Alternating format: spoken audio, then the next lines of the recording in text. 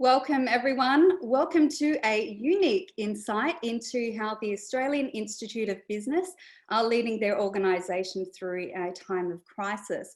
For those unfamiliar, the Australian Institute of Business is Australia's market share leader in online MBA programs with over 16,000 alumni across the globe, as well as 3,000 new students commencing with us just this year. The organisation has 35 years of experience in delivering online education in the higher education sector, solidifying us as one of the most established private higher education providers in Australia. Our intention of this webinar is to provide value to you. And we'll do that by giving you an insight into the leadership literature that is reflective of our executive leadership team. We hope that in providing the Australian Institute of Business as a case study, it'll help you to refine your own leadership perspectives that you can subsequently use in your own organisation. And on that note, thank you. Thank you for taking the time now to invest in yourself. My name is Alicia Stanway and I am a member of the academic team and today your host. Please do me a favour and ensure that your microphone is muted for the remainder of the webinar. We would love to answer your questions, so be sure if you do have any questions during the webinar, there's a Q&A screen in which you can type your questions into that Q&A feature. And then our lovely marketing manager, Stephanie George, is going to collate those and we'll address those towards the end. We are also going to email all the webinar notes to everyone who has registered their participation today. So right now you can sit back and choose to be present. You'll be hearing from our executive leadership team comprising of Chief Executive Officer Paul Wappett, Chief Operating Officer Joe Thomas, and Academic Dean Ingrid Day. Let's kick off. As leaders, we are in unique positions. In a time of crisis, all eyes are on us to show the way forward. The greater the uncertainty, the greater the expectations that our leaders will show that clear way forward. Confidence, however, can be found in the notion that our leaders are in positions because they can deliver. So the skills they've stockpiled, the experiences of success and failing forward that they've accumulated over time all come into play now. We can source inspiration from leaders all around us, both globally and locally, and we are not short of any inspiration here. It is important to highlight that there's no magic bullet to leading your organisation through consensus, and no real consensus in the academic literature that argues one theory or one approach is the one. So this webinar is not going to provide you with the answer, but it's certainly going to highlight 4 leadership approaches that are reflective of our executive leadership team. Just remember that when it comes to leadership theory, we need to take into account the leader traits, follower characteristics, the environmental landscape, the business landscape, as well as our organisation culture. In other words, it's complex. So I just want to reiterate that members of our executive leadership team exhibit various behaviours from various theories in their own way. They evolve, they overlap and they shift depending on the current climate in which they're operating. Before I invite our CEO Paul to speak, please humble me as I briefly explain the 4 leadership approaches that are reflective of our executive leadership team, being transformational, shared, authentic leadership, and how they interrelate to create an agile organisation. So first up, transformational leadership, initially pioneered by James McGregor Burns in the 70s and then reconceptualized by Bernard Bass in the 80s. It really has become one of the most influential frameworks in the field of leadership studies. Now, at its heart, it's a collaborative process for mutual transformation and benefit. At its core, there are 4 orienting concepts: being, relating, knowing, and doing that assist us with how we consciously choose to lead. There is some empirical research that argues for this as an effective approach in turbulent times because transformational leaders consider themselves as change agents. They see the big picture, they communicate effectively, and are able to leverage off their emotional intelligence to keep followers driven on that compelling vision. Next up is authentic leadership. It's a powerful leadership approach during a time of crisis because of its strong moral component. In a time of uncertainty and insecurity, individuals are looking for that honest and transparent leadership.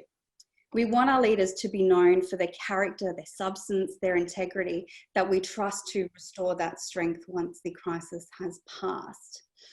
Now, Bill George, a Harvard Business School professor, proposes not so much an empirical theory, but a practical approach that encompasses 5 dimensions of behaviour. Having a strong sense of purpose, knowing their values and not compromising on them, creating that sense of human connection, demonstrating self-discipline in and predictability in behaviour, and compassion. Next up is shared leadership. It's a collective process shared by those who share vision, information, feedback, and responsibility. Now, at its core, it's about the leadership team's capabilities and leveraging off each other's skill sets to allow that faster response to the changing climate, whilst remaining true to the organisational purpose and guiding principles. So academic literature supports the use of this shared leadership as being even more so effective in these virtual environments.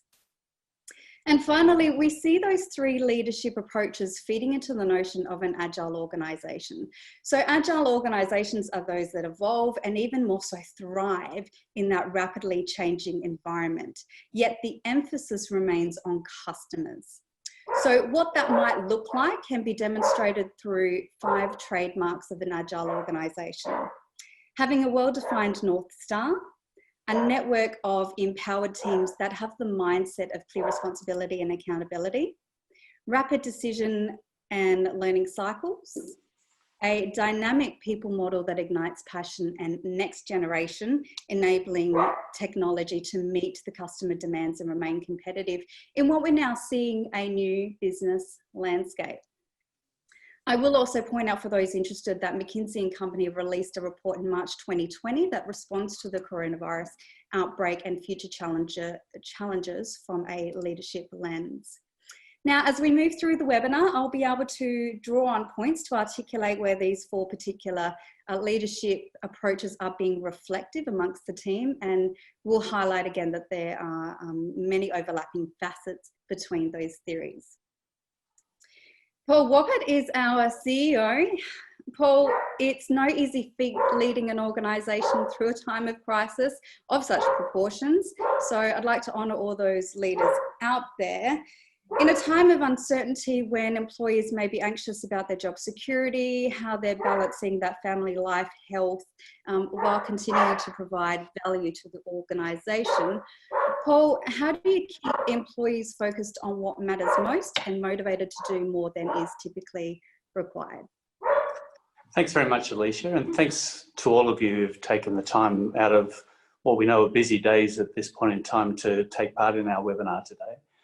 I'll say that we're going to give you a bit of a sense of the way that AIB's approached a number of these questions along the way. And while we don't necessarily claim to be perfect in a whole range of ways, some of the things that we've done, I think, have been pretty well responded to by our staff members and by our students alike. And so that's been really helpful for us.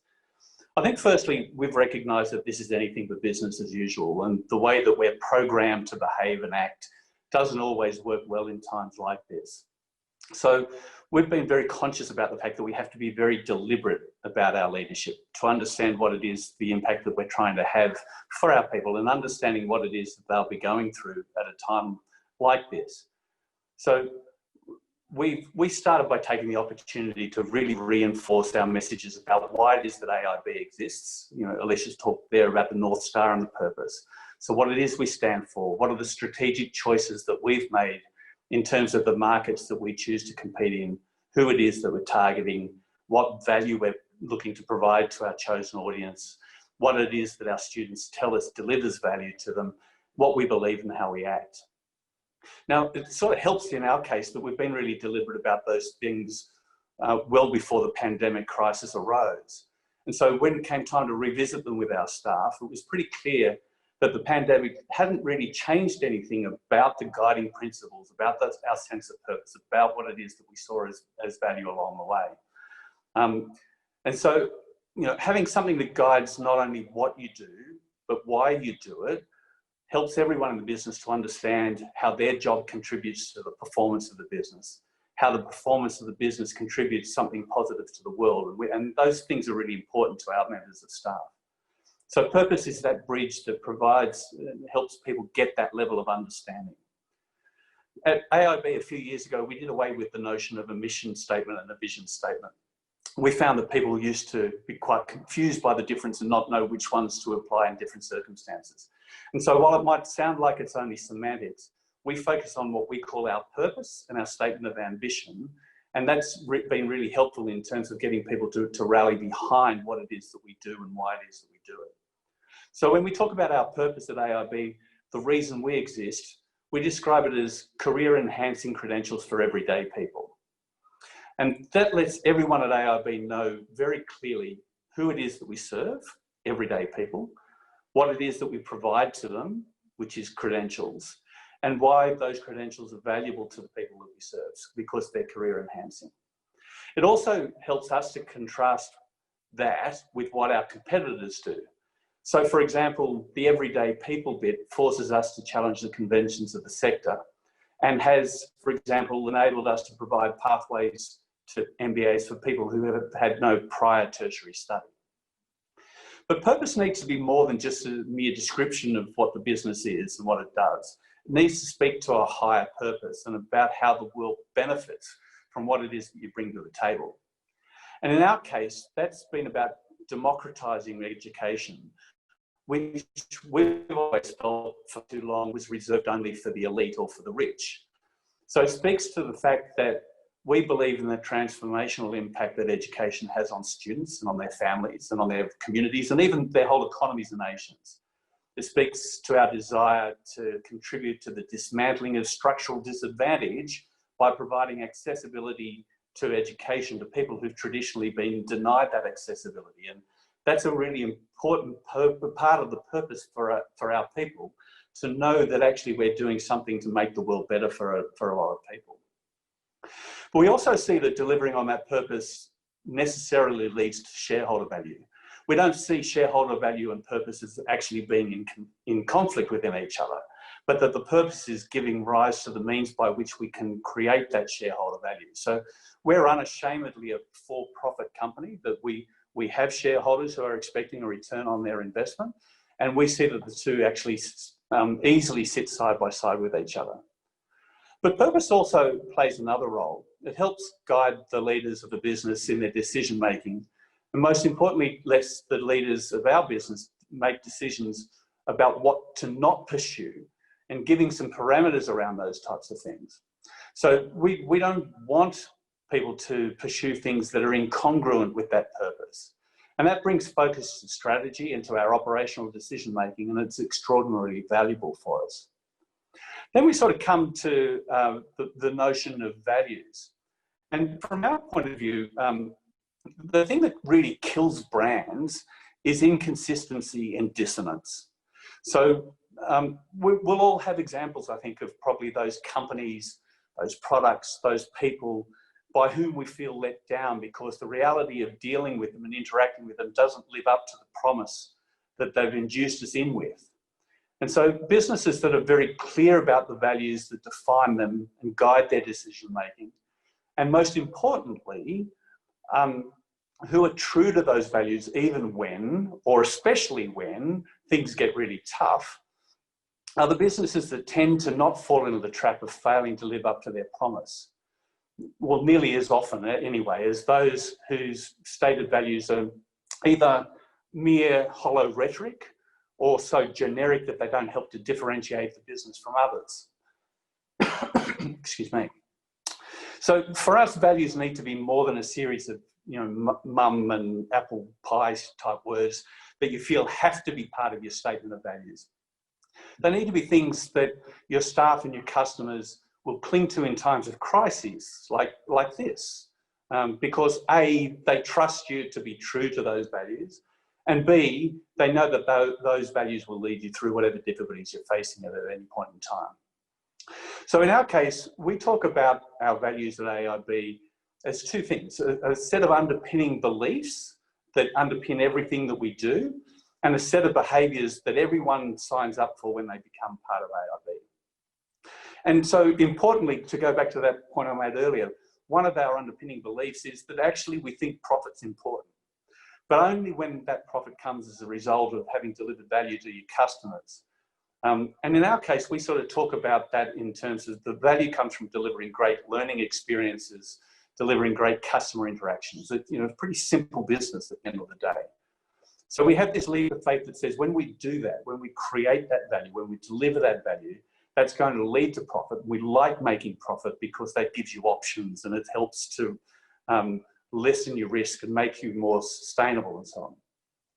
But equally, we're also really clear that we can only deliver profit and shareholder return if we deliver value to our students and customers. And we know that we can't deliver value to our students and customers unless we're actually delivering value to staff.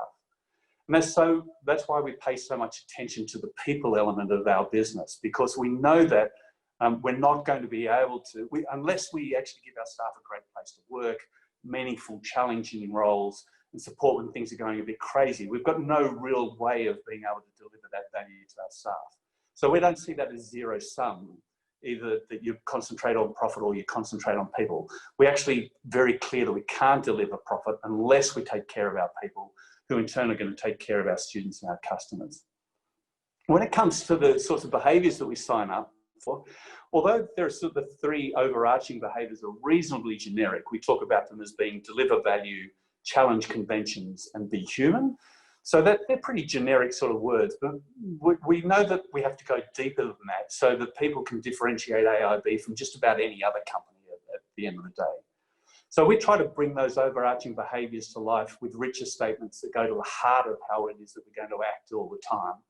And even, or especially again, when times are difficult. So we talk about things like, you know, we know that the most important thing to remember about dealing with people is to remember that they are people, and that they all bring their own things to the table. You know, we make sure that we sort of talk about, we take having fun really seriously.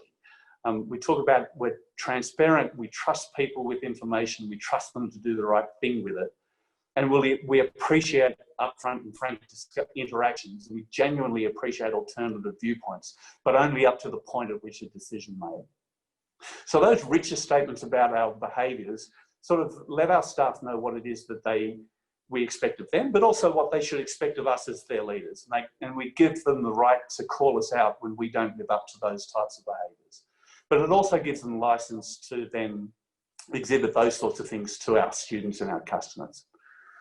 I know I'm running out of time here, so what I might do is just summarise it quickly by saying, from our perspective, people, whether or not they're your employees or your customers, want to know that they can rely on the business to do what it says it's going to do.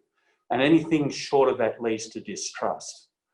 Secondly, that we know that people and values can, if they're not treated with the respect that they deserve, be hollow and unhelpful and so easily discarded in tough times. And we're seeing now, though, that meaningful purpose, meaningful values are a real guiding light to what our business stands for, what it believes in, and what it is that we're committed to doing.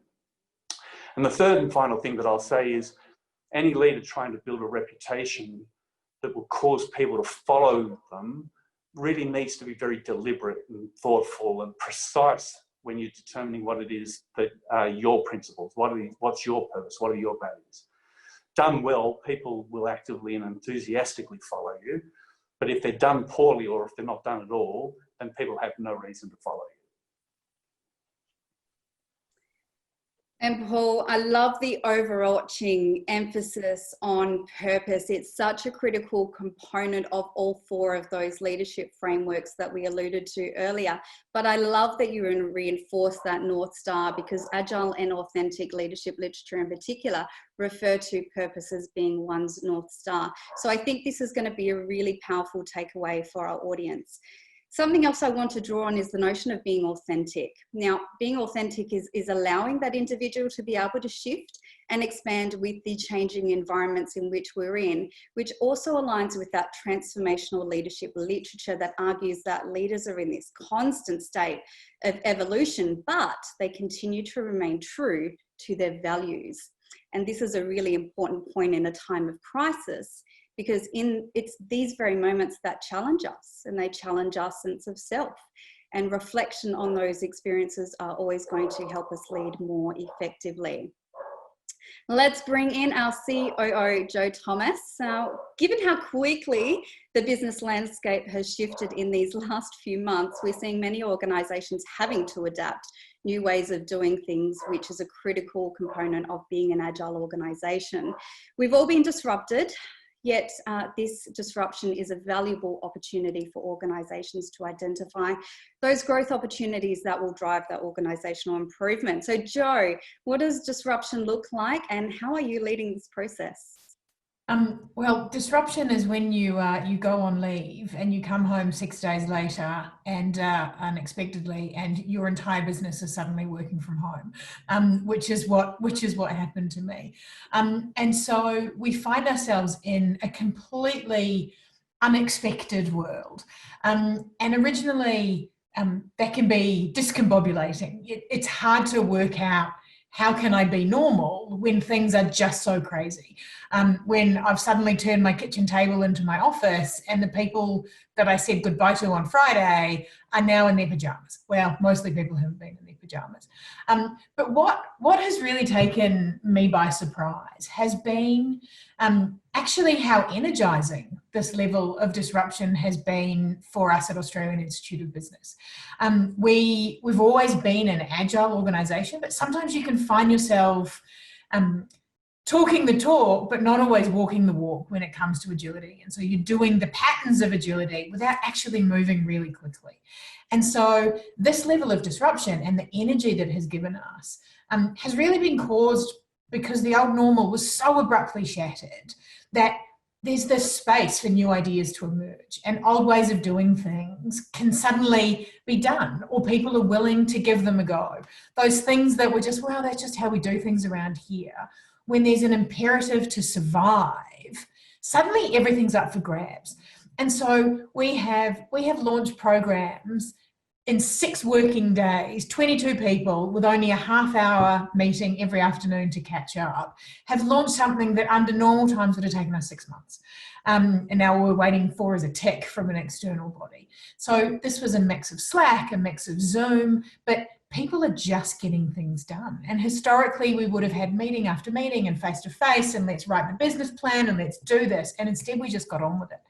And so it's frightening, but there's opportunity within that fear. And if you can harness that fear into a willingness to change, rather than fear becoming something that makes you freeze, then that's really powerful. And I think as leaders, we have an enormous obligation to be able to take that uncertainty and package it up into forward momentum. And to paint a picture of the future. And the reality is, we only know the future a week in advance right now. So suddenly planning for things 12 months away seems completely insane. We have no idea what's going to be happening 12 months, but you still want to be able to keep that forward momentum. And so for us as leaders, packaging it up and really taking advantage of that disruption to be bold about the future, to conquer any sort of passive resistance. Revenue is already impacted for most businesses. We're not sure what the future is going to look like. So actually the cost of making a mistake, the cost of deviating from normal almost goes away. And so if you already think, well, we're probably going to miss our targets because of this COVID-19, you can take a risk. And so it's a time for bold thinking and action, not perfection. This webinar was a great example of that. We've got 40 people who were stuck in the wrong webinar room because we didn't think this many people would come. We haven't rehearsed this. We weren't sure it would definitely work. And then you just need to sort it out at the end. So it's really about being courageous, not careless. It's not a license to be careless. People's jobs are on the line. Your customers' experience is on the line. You don't muck with that stuff. But how do you take advantage of this to give you a certain mandate to test and learn fast, unconstrained by the things that maybe stop people being willing to take those risks? And so for us, that has been one of the great benefits of this disruption, is to harness it into trying new things and being faster about it. And the way that we're communicating as a team, that has had to evolve. I'm probably one of the more extroverted people, so not being able to lob on people's desks has been a challenge for me, and it's been a challenge for a lot of people. And what I have been really startled with as a leader. So I used to work from home, and I think a lot of us did, when we had stuff to do. So you'd go home, nobody had talked to you, you'd write that paper, you'd prepare that report, you'd do that thing that you needed to do. And home was about not talking to people. And what I've found with my team is that being at home, and now that we're all at home, communication is more important than it ever has been. And so having these multiple channels so that you can be there where people are. Some people want to talk on Zoom. Some people want to give you a ring. Some people want to talk nonsense on Slack. And so I might be having a Slack screen share meeting and then a Zoom meeting, and then I'm outside talking to the chickens while talking to somebody else about what's going on. And email seems to have dropped off, which is amazing because I've always hated email. But leveraging the technology, but being very fluid about who uses what for what. So not being prescriptive and just allowing people to come to you with the stuff they need to come to you with in the channel that they need to. Not everyone wants to be face-to-face. Not everybody even wants to be verbal. And so the level of availability that I now have to my team is probably greater than it ever was. And so that makes life almost less efficient in terms of the management role that leaders have. The time to get stuff done has actually been diminished, but the interactions have gone up. And I think a lot of that, particularly as leaders, is because the thing that used to make somebody turn around and say to the person next to them, oh, hey, do you think this is a good idea? They're now looking to their leader for that guidance and their reassurance. And so I'm finding that I'm actually having more incidental chats and check-ins than I might have been even if I was walking around. And so I think as leaders, you have to be prepared to fill the void that companionship of a team has given your team in the past, and that your role as an emotional support goes up. And so practically that means you'll have scheduled meetings, but you'll have a lot of unscheduled touch-ups, check-ins, that was the wrong word. So practically speaking, you've got to let go of being productive at home and be ready to be exhausted at the end of every day. Even in some of our own promotional activity, we're talking about, do you have extra time on your hands? A lot of people don't have extra time on their hands. And I think a lot of leaders don't have extra time on their hands right now. You've got to let go of that illusion, and you've got to be kind to yourself and kind to your team. And particularly with children at home, you've got to let go of some of that productivity if you define productive as producing output. And so I think the role of a leader during crisis is not about doing, it's a lot about leading and being there emotionally for people. And it's really nice to let people see a little bit of your life. I think this is a way for leaders to be super authentic. The dog was barking before, Alicia. Mine's snoring behind me. We're in Zoom meetings and you hear, Mummy. And there's a little kid. I was in a meeting with some external people, and a teenager came in and then sort of dropped down and tried to scoot past the bottom of the Zoom call. And so being really authentic, letting people in to see a little bit of your life. It's not about being in the PJs, right? It's about just letting people see that you're human, and that you have kids and grandkids and pets, and that you care when you see theirs. And it doesn't mean they're being unprofessional. It doesn't mean you're being unprofessional. The mantle of this is work and this is home has been broken down. And so being able to be authentic but still professional is a challenge, but I think it's really important. And I've got one other small point, because I reckon I might be heading over time. I get overexcited by these things. And it's just about bringing in new people. And I know a lot of businesses right now are not going to have the capacity to bring in new people. They don't have the money to bring in new people. They don't know what the future is going to look like. But we have been able to bring in some new people. And there is literally no better way for them to understand your culture than right now. There's no swag. There's no cool stuff on their desk. Or funky, I mean, our office isn't very funky, but if you have funky offices, they're not in their funky office, they're in their living room. Even the biscuit jar doesn't count right now. And so if you're talking about culture as that North Star, if you're talking about the culture of your business, about how we engage with people and how much we care about who they are as people, there is no greater time right now than to inculcate people into that culture.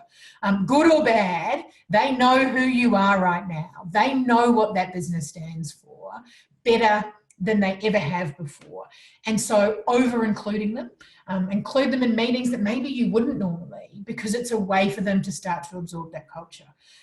It is hard and clunky, and as a leader, I'm spending more time with new people than I probably would if they were out spending time with all other people around in the team. But it is about being there and being present, and they will never know you better than they will know you right now in terms of the culture of the organisation. So my summary is be authentic, be real, accept that you're not going to get much output going on as a leader right now, that you're going to have to be emotionally present, and that is going to leave you wiped out at the end of the day. That you can wear a bunny suit, but that there's I read a quote earlier today from Simon Sinek about leadership courage, and it's not about being prepared to take risks or do crazy things. It's about being prepared to completely change your perception of how the world works. And as leaders in a time of crisis, you need to let go of how you thought the world worked, because it is so different. And the world's not going to be like this forever, but it's not going to go back to how it was before. And so creating something that has a legacy is going to be really important as leaders. Jo, you demonstrate such great character in our Zoom meetings. It's wonderful to see. And I really think you're spot on about this being an opportunity to co-create that human connection, because we're technically inviting people into our homes. Now, I do want to point out the McKinsey & Company write a great piece on how the public sector can remain agile beyond the time of crisis. What's fascinating is that they report the practical examples of when intelligence and law enforcement agencies actually worked at their best post 9/11, because the decisions were made quickly and employees could respond quickly to developments and threats. Now, this is definitely the time to take some risks, learn fast and come together, which, Jo, underpins exactly what you were saying about taking advantage of this disruption. Professor Ingrid Day is our academic dean who leads the academic team and affiliate staff. And I must say, the very notion that our CEO, COO and academic team providing this very case study and working in alignment to do so is a pure example of that shared leadership in itself. So remember that whole shared leadership is a collective process, and then you can leverage off each other's skill sets to allow a faster response to the changing environment, whilst again remaining true to that purpose, which helps to reinforce that sense of trust. Ingrid, you directly lead a large team of academics and staff. How do you combine urgency with a sense of normality? Well, I'll kind of go to that in a minute. First of all, just to pick up a couple of points, I think, and to leverage off points that Paul and Jo have made. I think Paul really set out well how critical and valuable having real clear strategy, purpose, principles and values. And I think we're really fortunate to have those elements both articulated and lived before we enter a crisis. And I think, Jo, I couldn't agree more about it's energizing, actually. I mean, it's exhausting, but it's energizing. And it is a great opportunity to take some risks because we have to. We just have to. So really agree with that. I'm going to, though, talk about a little bit about yeah, take risks, be bold, but also be normal, because I think that's really important too. And I'm just gonna go through about 3 or 4, I think, key things that I guess guide my behaviours in this time, and also then a few examples at AIB, like what that actually looks like. So my first point was sticking to your core values and sticking to your strategy. Now, sticking to your strategy doesn't mean you can't do different things, because we do and we want to, because we're agile and we have to, and that's all a good thing. But I think the strategy, sticking to that, is actually what keeps the momentum and the focus of the drive of the organisation. So if we panic about strategy, panic spreads panic, and that's the last thing we should be doing right now. If I give a couple of examples, one of our key strategies, and commenced last year, is to develop a suite of masterclasses. So we're known, and our big profile is for the MBA. We said, let's do masterclasses, non-award, short, sweet, 4-week courses that anyone from around the world can take, and you don't need to be qualified to take them. And we've started that, and they're going very well. Okay, we're continuing that. We're in the process of building 4 brand new masterclasses right now. We haven't stopped and said, uh-oh, who knows what's going to happen next? Who knows where the world is going? We're saying, no, that's our strategy. So we're continuing with that. Similarly, we're very clear that we are in the postgraduate space. We're online specialists. We're not changing that. We're not moving to suddenly panic and going to, gosh, we better do undergraduate as well, because, you know, we better cover all bases. Instead, we're choosing to really use this crisis to actually speed things up along the road to our strategy, I guess, is my key point. And I'm going onto my screen. Well, oh yeah, one other thing I should have added. I think we're probably, I should concede, quite lucky, because if we were a university right now, predominantly face-to-face, yeah, we might need to change our strategy a bit. We would need to be thinking, oh hell, we got to get online and real fast, even if we don't know what we're doing. So AIB is really, really blessed to be in that position in this particular crisis. But nonetheless, my principle would still stay there. And then so we move to combining a sense of urgency with normality. We can't be paralysed, but we can't be panicked. So we're having the usual meetings. We're doing all the usual good stuff we do. We're doing all our quality improvement, our assessment procedures, our review of policies, our review of subjects. That doesn't stop, because otherwise an organisation gets paralysed. I think the big example, though, of what we've continued to do, and that really is a testament to AIB, is we commenced a restructure in the academic, a restructure of the whole academic area late last year, and we've just completed it. That didn't stop. We initiated the restructure for very intentional reasons, and we haven't been thrown off course. So I think that's a good example of how we can continue to function. And as Jo said, we can get things done even faster and better than usual, because we can build on that sense of urgency. Next point, I don't know, I haven't got that long, so I'm going to be super fast here. Really being receptive to new ideas across the organisation. Ideas of how do we consolidate and build the business. So being inclusive and inviting. I guarantee I never have the best idea, but I can provide an environment where good ideas get heard, where they can get realised. So I think as leaders, we have a real opportunity to ensure that everyone is part of the solution to problems that we might be facing. But we also can't be blind to the constraints that we need to face to enable continuity. So it's balancing that reality with momentum, with with getting things done. So my next, and I've only got 2 more key points, I think. Communicate and include. Fear is a really instinctive emotion, and that tends to be the predominant emotion amongst people when there's uncertainty, when there's change, when there's kind of external chaos, if not internal chaos. And fortunately, this is all about ensuring we don't have internal chaos. So being communicative, being transparent engenders confidence that things aren't out of control. if we don't say stuff as leaders, if we don't share, if we don't communicate, theories and fear are rife. So I think there's a real responsibility to that.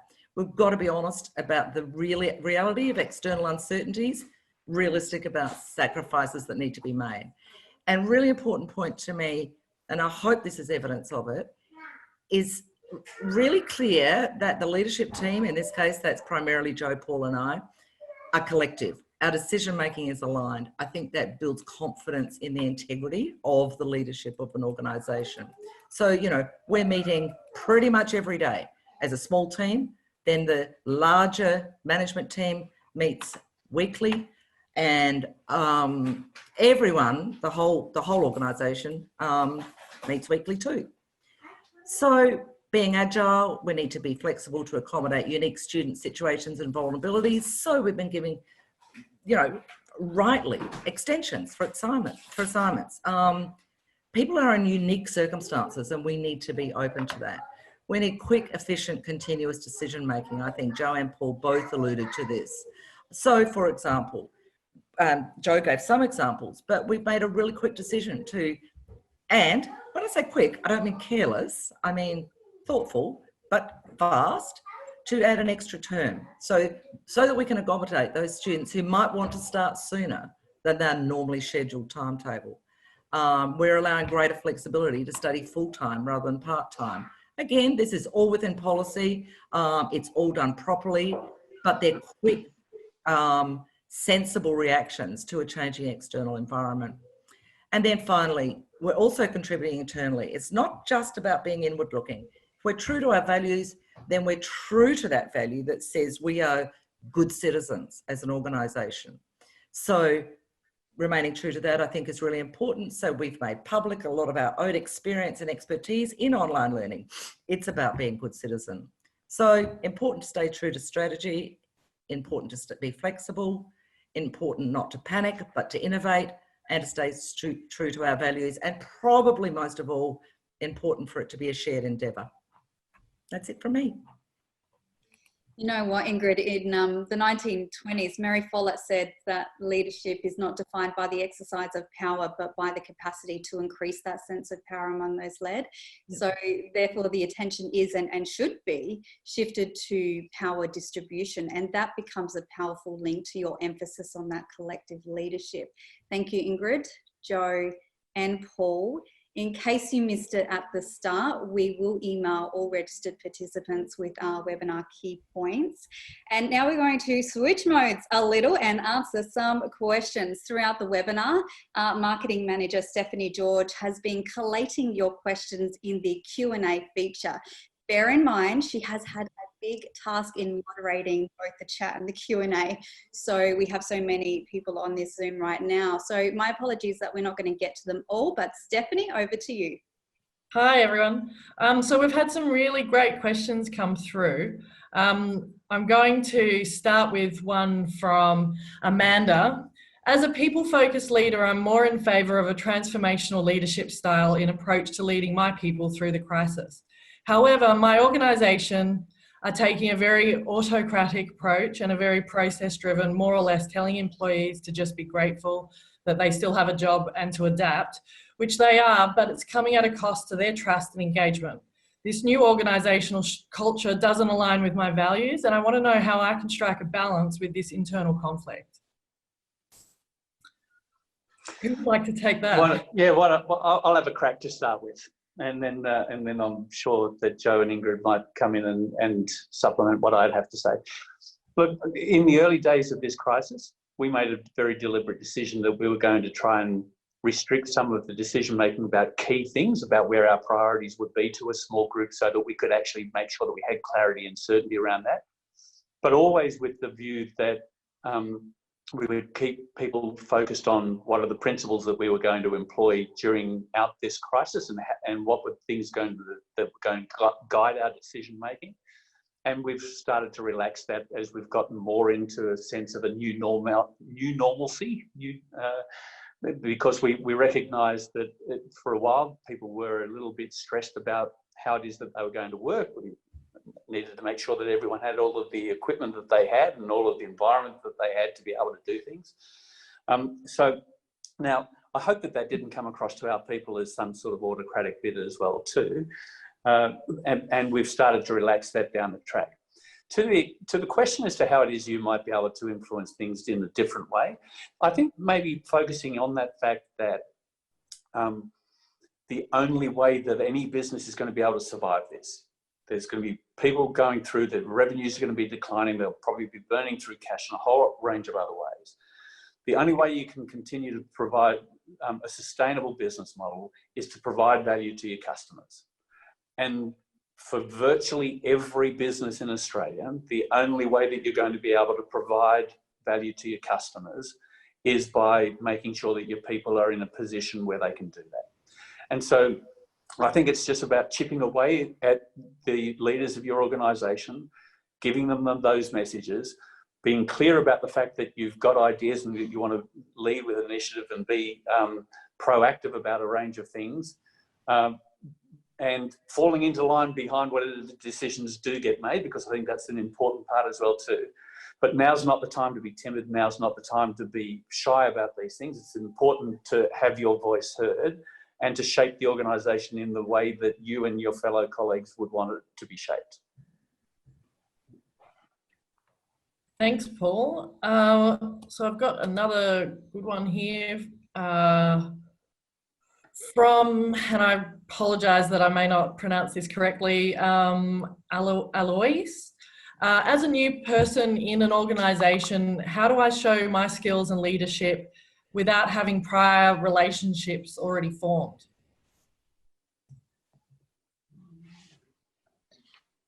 Joe? I was going to throw that one to Ingrid, but I'll do a small one and then come back. One of the most senior members of Ingrid's team started 2 days before we went home, Ingrid. And one started the day after, the day before we went home. So I've had 2 new leaders start in that time. Yeah. And one started yesterday. And so I think as a new leader, you miss out on those casual coffee chats that you would potentially otherwise have had, both with your team, but also with the peers. And I think sometimes forming peer relationships can be even more challenging than those with other up the line or down the line. And so what I have seen this particular person do is be enormously present at the staff briefing, enormously present at the drinks, really ask a lot of questions and display a huge amount of curiosity and a willingness to learn, rather than I'm going to tell everyone how it's done. And I think that bringing that curiosity and that questioning to bear has really created a huge amount of trust in this leader.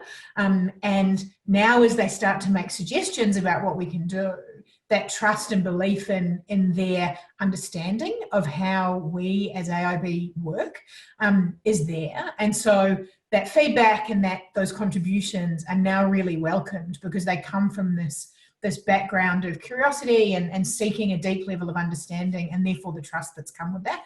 And so I have observed that, and I think that person has done a really good job. I could just add, and I think you've probably sort of led me to my point. My advice to new leaders who are starting in the midst of this about how to show their leaders would be just do exactly what you would do if we were all in the office. My advice would be exactly the same. You listen, you ask, you learn, you pay attention, you are curious, you get to know people. As Joe said, you be present. Absolutely share your insights, but don't feel. In fact, I said to both of the unnamed new people, they'll be named now, Biladi and Angelina, just yesterday. Don't feel that you have to make a huge difference on day one.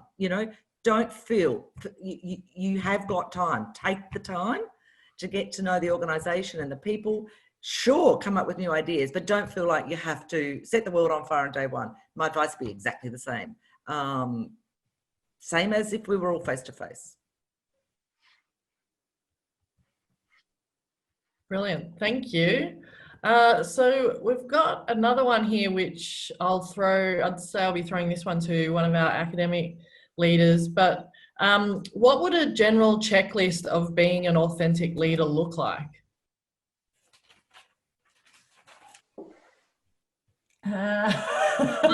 Or Jackie, or... Okay. One whose dog barks in the back. Alicia, yeah. Yeah, perfect.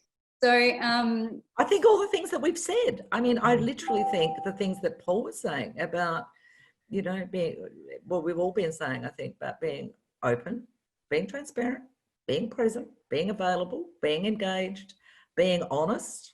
I think all those things are about being authentic.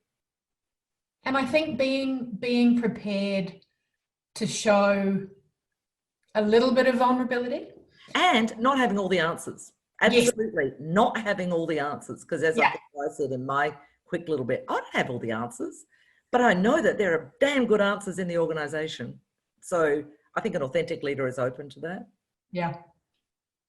And James in the chat has said to us as panelists, empathy, and I think that's absolutely right.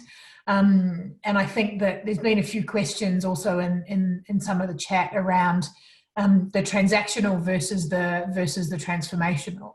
And somebody has said that, you know, being clear that the task is the transactional, and we still have to get stuff done, right? We still need to run the business, but also then having those conversations as an authentic leader about how people are actually feeling, and even acknowledging that, look, I know that having to work through a to-do list and worrying about tasks right now feels kind of weird when the world has gone crazy, but actually we still need to get that stuff done. So acknowledge that it feels weird to have to be transactional, acknowledge that you feel uncomfortable with it potentially, and then ask how that person's feeling about it as well. Some people actually take comfort in the task and the repetition and knowing what they need to do. So in a world of uncertainty, actually the fact that I can sit down and just focus on doing 1 and then 2 and then 3 and then 4 is freeing and gives me comfort. And that goes to my normal.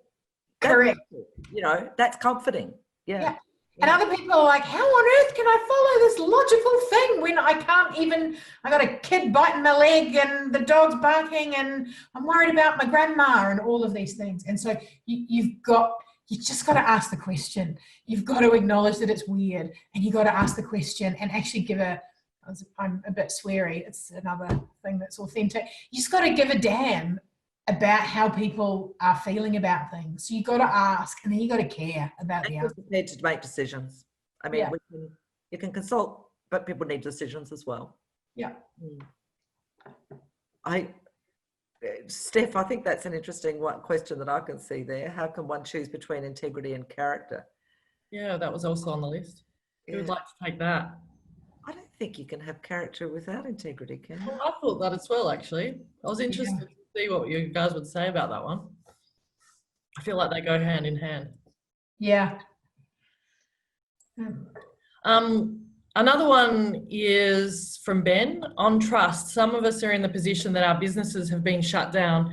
Burning through cash without income can make it hard to live up to promises because we lack time, human and financial resources. I'm worried about managing everyone's expectations responsibly. It's about the authentic communication, I guess. I think I just answered my own question, he said.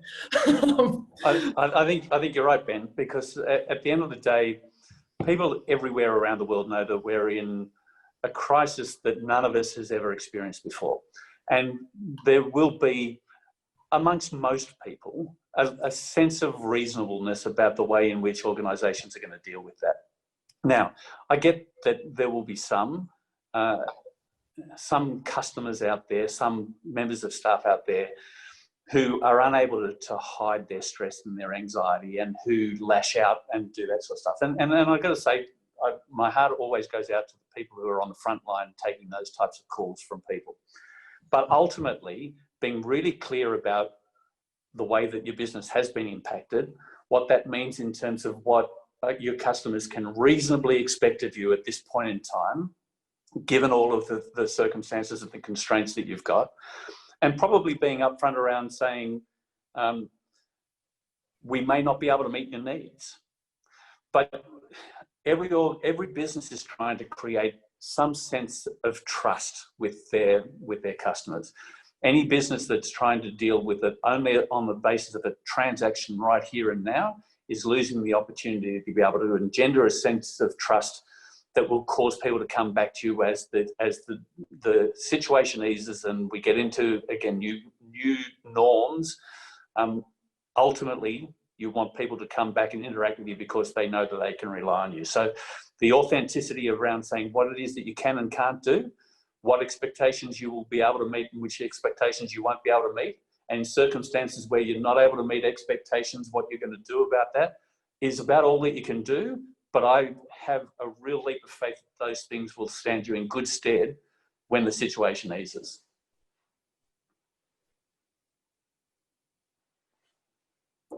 Unmute myself. Dan has just thrown another question. My 8-year-old twin swimming coach said that whilst it is against every intuition and learned behaviour, in order to go faster, you need to swim slower. I reflect on this a lot as we self-examine what we used to do and critically analyse these things with honesty and arrive at a place where we cast off the stuff and focus on what is important. How do we manage our people to embrace this? Again, I'll go first. And as a former swimmer, I love the analogy, and it's absolutely true. But of course, the way that you go slow to go fast as a swimmer is to be very deliberate about your stroke and to make sure that everything's in sync and that everything's working well. Ultimately, that's the same in an organisational setting as well too. There's a real temptation for people just to be doing stuff because it helps you feel like you're being productive and so on. But Jo spoke in her bit about the outcomes are more important than just the output or the activity. I think that's a really important thing to embrace at this point in time, is to be really focused on what it is that delivers the value to your customers, and you focus on making sure you can do that as efficiently as you possibly can. That means doing fewer things than you might have otherwise done, jettisoning the things that actually can sometimes get in the way of stuff, but being very clear about what's going to drive the value, how it is that you're going to be able to deliver that for people, and focusing on that and that alone. Another question that was in the chat was how do we balance innovation whilst at the same time staying relevant? It's about good decision making, isn't it? Understanding well, it goes to Paul's first point. What's your sense of purpose? What's your purpose? Who are you talking to? Who is your audience? Who is your market? And what's your strategy? If you're those three things, then you know what makes you relevant, and you can innovate within that quite large frame of relevance. Does that make sense?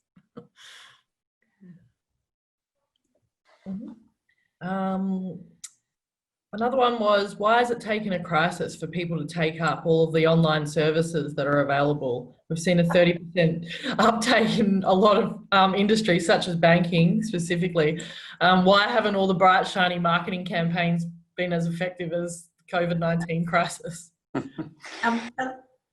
Alicia tagged me in a LinkedIn post with two executives, and they're sitting there talking about digital transformation, and there's this wrecking ball called COVID-19 heading toward them. And I think inherently people don't love change. People don't love learning new things. Doing something new is uncomfortable. When it's, as a business, if my job was being that manual person that spoke to that customer, and I'm scared that I'm going to get automated, I inherently don't have an incentive to do that. As a customer, if I like walking into my bank branch, or I like picking up the phone to do something, or I like going down to Coles and doing the shopping because it's my outing, then there is no incentive for me to change. And so sometimes you need the wrecking ball to force us to change. And marketing campaigns are often about painting the shiny picture, but until you're uncomfortable in your reality of today, doesn't matter how pretty tomorrow looks like. If you're comfortable where you are, the minute your today is unsustainable, then your willingness to move toward a different tomorrow becomes far more interesting. And we find that with students who talk to us about MBAs, until they are uncomfortable with where they're at and they're dissatisfied about where they're at, they don't go and do that new hard thing. Doing an MBA is hard, right? And it costs a whole lot of money and it takes a whole lot of time and you don't get to go to your kids' birthdays. So people don't move to cool things. They move away from uncomfortable things. And so for me, that's why the pretty marketing campaigns never made us do the cool digital stuff. The reality of having to do it will move us toward that new normal. I might add one more thing as well, and that is oftentimes what was being thrown up in there in terms of digital business models was pretty crappy for a lot of consumers. And I'll only speak in our own space, right? So Ingrid talked before about imagine being a university where your whole business model is based on a model that's 1,000 years old of somebody standing in front of a group of people all in one physical location at the same time. There are a lot of institutions out there who, when they have put together online education, have done it in a really crappy way that doesn't take into account the fact that people behave differently online. They interact with content differently online. They interact with each other differently online. And so there are no shortage of business models out there. I'll take it, Harvey Norman's a classic example. Was really good about creating a great store experience, terrible at creating an online learning experience, online shopping experience. And so it's no surprise to me that oftentimes pure play digital plays are the ones that emerge in these sorts of things, because if you're straddling between a bricks and mortar or analog type business model and a digital one, then you're having to make choices about where you invest your resources and invest your innovation and all that sort of stuff. And straddling very rarely works.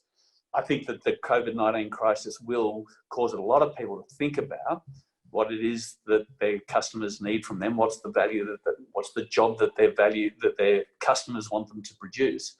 And there'll be a way for people to be able to do digital interactions in a way that they hadn't thought of before. I really, I like this little quote that someone's put up. What is it? How can I find it? Remember, the pace of change will never be this slow again. Yeah. I think we've covered most of the questions actually. And right on time. Right on time. So I'm really conscious that we asked you to invest an hour of your time, and we really appreciate those of you who came along and took part in this and who've stayed throughout the whole hour as well too. It's a bit of a first foray for us into this type of work.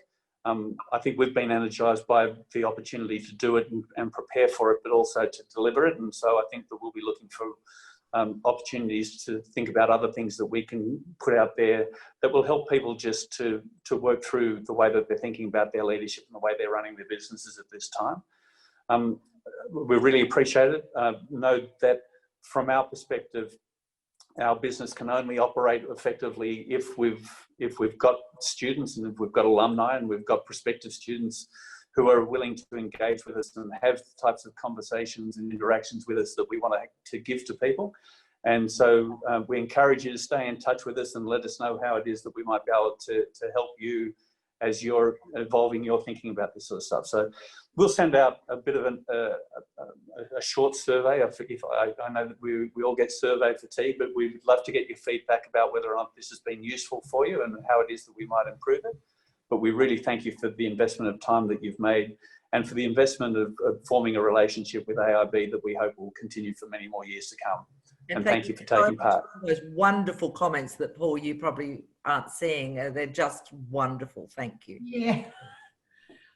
We know that sitting and watching a screen right now is the last thing a lot of people feel like doing because we spend so much of our day doing it. So we're really grateful. Thanks. Thank you.